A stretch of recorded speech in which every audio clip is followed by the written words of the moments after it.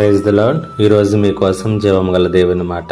ఆదికాండము 39వ అధ్యాయము 23వ వచనం.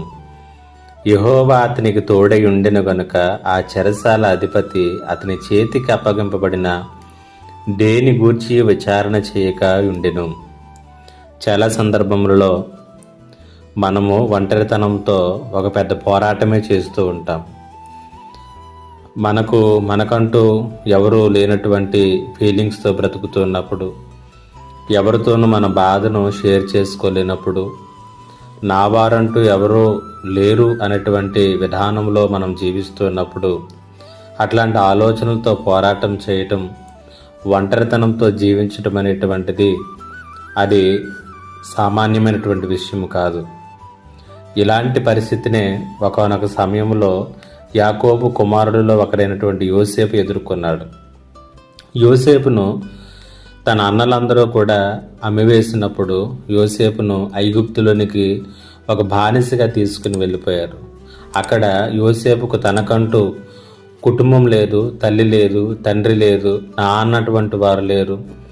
భాష రాని భాష మాట్లాడేటటువంటి ప్రజల మధ్యలో, సాంప్రదాయాలు కలిగినటువంటి వారి మధ్యలో అతడు జీవించాడు.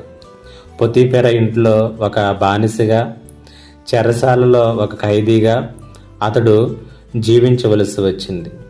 ఇలాగా ఒక్కడే ఒంటరిగా ఆ ఒంటరితనాన్ని ఎలాగన భరించగలిగాడు, ఏ రీతిగా వాటన్నిటిని జయించగలిగాడు అని అంటే 39వ అధ్యాయం ఆదికాండంలో 4 మార్లు మనకు కనిపించేటటువంటి మాట ఏంటో తెలుసా?